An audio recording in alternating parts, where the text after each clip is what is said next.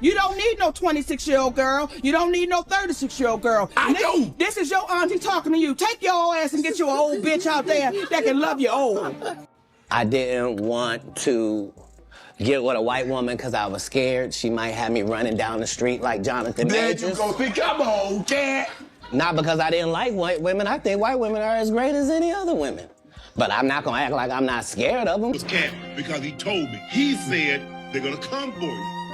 And I was like, Katt, come on, Katt. I mean, I just, you know. And he wasn't at a strip club, but his text messages have been revealed, and it's quite embarrassing for ESPN. So he used to be on First Take, and now they are putting that on ice. Nobody saw this coming. Shannon Sharpe, the legend, the loudmouth, the locker room lion, just got humbled. Not by an opponent, not by a co-host, but by life itself. He went from dominating sports debates to allegedly being wheeled into a mental health facility. From high-end cigars and sharp suits, to hospital gowns and whispered prayers. And who showed up during his darkest hour? Katt Williams and Monique. Let that sink in. Not LeBron, not Skip Bayless, not the bros who sat beside him on TV. Nope. Two comedians with a history of exposing Hollywood's demons. You think that's random? Let's be clear. They weren't there to bring flowers. They were there to drop truth. What I'm saying is, like, I'm saying my net worth is less than my last Netflix deal. You understand what I'm telling you? Make it make sense. But I'm fine. Jesus was poor. Painful, uncomfortable, soul-punching truth. Because before Shannon was spiraling, they were warning. Katt's been clowning fake celebs for years. Monique has been exiled for speaking up. So when they visit your bedside, it's not a hug, it's a wake-up call. And what was Sharpe dealing with? A 20-year-old influencer, BDSM rumors, disturbing voice notes, and a $50 million lawsuit that makes Johnny Depp's courtroom drama look like a church picnic? The worst part? He preached against the very behavior he got caught up in, called other men thirsty, reckless, weak, then dove headfirst into the same chaos. That's not just messy, that's poetic justice. Hey Tony, instead of releasing your edit, put the whole video out. I don't have it, or I would myself. You know what happened, and you're trying to manipulate the media. The encounter in question took place during the day at her invitation, and now that appears to be a deliberate setup, coordinated by Gabby, also known as Carly on OnlyFans. But karma didn't hit him with a tweet. It came with lawsuits, breakdowns, and two unexpected prophets at his bedside. Let's rewind.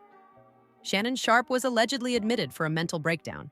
Public pressure, backlash, personal demons catching up all at once. Sources say he hadn't slept in days, wasn't eating, obsessed with what people were saying online, reading every tweet, every Reddit thread, every DM. He snapped. Some say it was voluntary admission. Others say it was forced.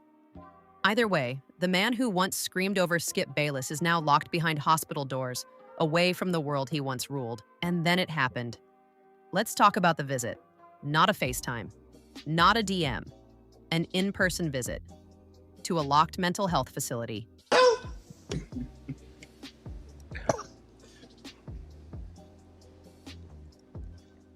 You having an unnatural allegiance to losers is not like you. No, I ain't got no allegiance to the man. But you got to admit the role that he played, Big Perm and Friday now. You got to give him credit for the role. Now, come on. No entourage, no cameras, no PR handlers. Just Katt Williams and Monique. Walking into that hospital like they were walking into a funeral. You could hear a pin drop. A nurse said it was surreal. Staff thought it was a prank at first. Is that really Katt? Is that really Monique? Shannon didn't speak when they walked in, just stared. Frozen. Like he'd seen ghosts from a past life. Katt went in first. Didn't say much, didn't stay long.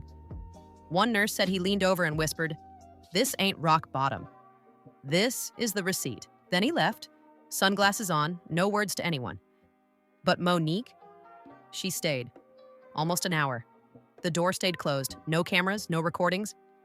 But people outside that room said the energy changed. One nurse said they could hear raised voices. Monique's voice. Sharp. Director, no sugar. Another worker said they heard her pacing, like she was preaching. Tony Busby targets black men, and I believe he's going to release a 30-second clip of a sex tape that tries to make me look guilty and play into every stereotype you could possibly imagine.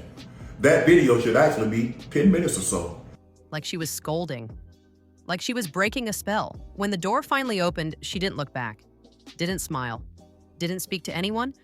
Just walked out with tears in her eyes and one sentence under her breath. He knew this day was coming. And everyone in that hallway froze. Because that wasn't pity. That was judgment. That was someone who warned him and came back only to say, "I told you." The internet hadn't even caught up yet. At the center of it all was a scandal unlike anything we've seen in sports media.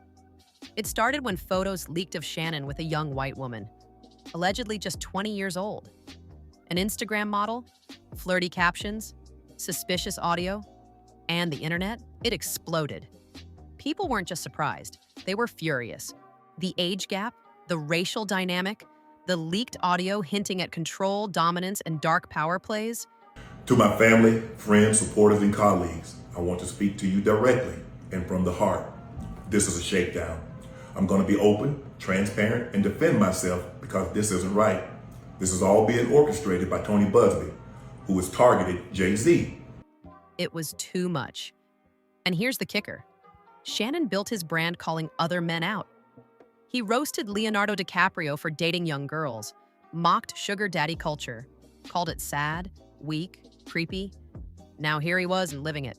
Fans turned on him, fast. Then the lawsuit hit.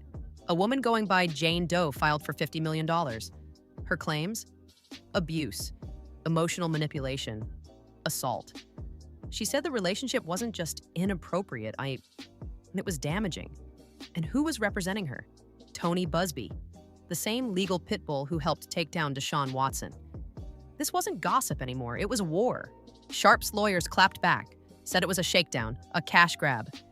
They denied everything. They said the proof had been doctored, that it was an attack, a setup. But the damage? Already done. Sponsors backed off. Networks pulled him. Co-hosts went silent. Even Dr. Umar Johnson weighed in. Jesus ain't had nothing. So why I'm gonna be mad you say I don't have nothing? I'm one of the richest people that ever lived. Yes. Only in the fact that when I wake up in the morning, no matter where I am, I don't need nothing. Whatever I need is right around me, and whatever I don't have, it's only just because I don't have it.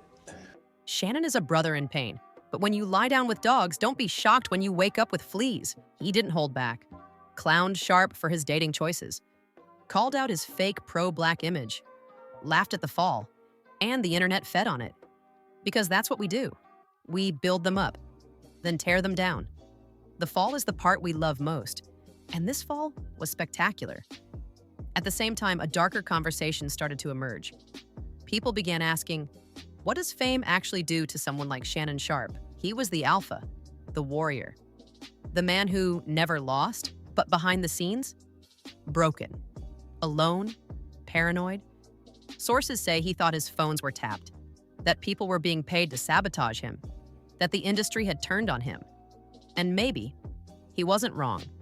Fame lifts you, then it devours you. And at the center of it all, there he was, sitting in a white room, surrounded by silence, with only 2 people willing to show up, not to rescue him, but to remind him. And then came the final blow. A nurse, who asked to remain anonymous, said Sharpe scribbled something on a napkin during one of his worst moments. He didn't say it out loud, he just wrote it. Gabby and Tony Busby want $50 million. What they're getting is sued for defamation and trying to take me down. My career is all about real talk and honesty. I know my family and fans know exactly what this is about. And I'm going to be out there telling you whatever I need to say, just like I always do. I love all you guys. Thanks. Then stared at it for 10 minutes. The note said, everything I built was for show. None of it fed my soul. That's the part people didn't see. Because this story isn't just about scandal or sex or lawsuits. It's about a man who lost himself chasing applause. A man who preached wisdom but lived contradiction. A man who had everything and still felt nothing. But here's what no one's talking about. Where were his people? The teammates, the TV brothers, the famous friends who shared cigars and locker room laughs? Nowhere to be found. It was quiet. And that silence, it says more than any tweet or press release ever could. Because in the end, when the cameras turn off and the contracts run dry, you find out who's real. And for Shannon, 2 people came. Not to celebrate him, not to rescue him, but to remind him that truth always comes knocking, even in a hospital gown. So now we ask, was Shannon Sharpe a victim or a warning sign? Because when ego writes the check, reality cashes it. And sometimes it comes with a visitor's badge and no mercy.